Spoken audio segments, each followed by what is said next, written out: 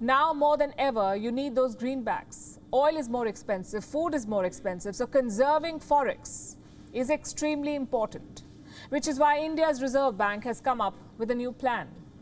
Indian traders can now settle their business in rupees. Until now, that was not the case. Trade had to be done in convertible currencies, like the dollar, or the pound sterling, or the euro. But that's not the case anymore.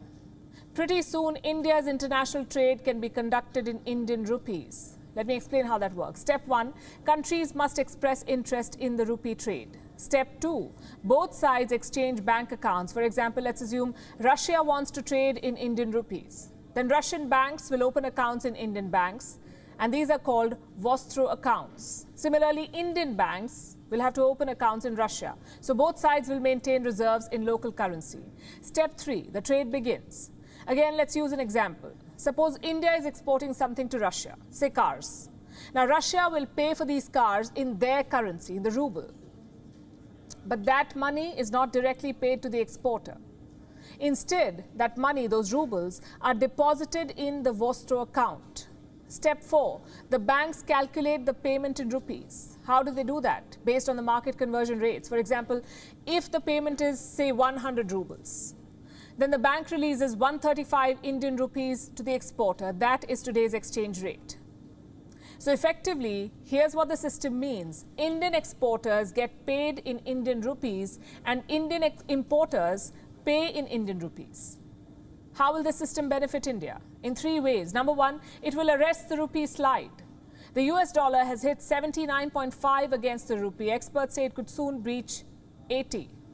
So the RBI is deploying Economics 101, increasing the demand for rupee. Under this new system, foreign traders will require more rupees. And more demand equals more value.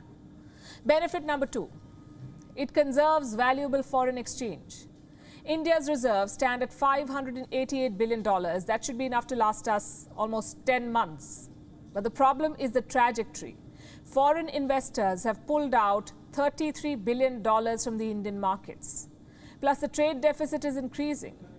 It is 2.5 times last year's level.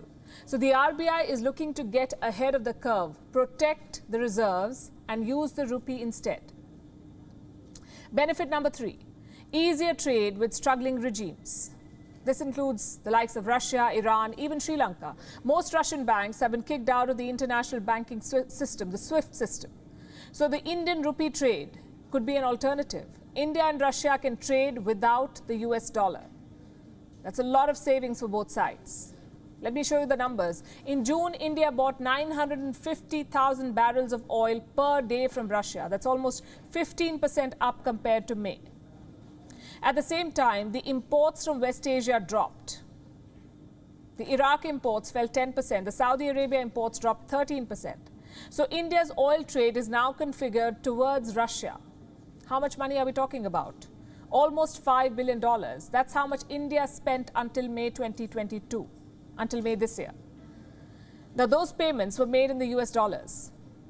But with this new system, that changes. India and Russia can trade in local currency. Same applies to Sri Lanka. Until now, India's credit lines were in US dollars. But now loans can be issued in Indian rupees. And Sri Lanka can use this money to buy Indian commodities, whether it's food or fuel or medicines. Beyond that, could this move globalize the rupee? Perhaps challenge the dollar or the euro? The RBI statement does mention this. Listen closely. This is what the RBI, the Reserve Bank of India, has said. In order to support the increasing interest of global trading community in the rupee, it has been decided to put in place an additional arrangement for invoicing, payment and settlement of exports and imports in rupees. But at this point, it seems highly unlikely. The dollar still dominates global trade, even in the Asia-Pacific. The dollar makes up 74% of all transactions. Having said that, the RBI is thinking in the right direction. India cannot depend on the dollar alone. Wherever possible, local currencies must be used. They have put a system in place for that. The next step is making it lucrative.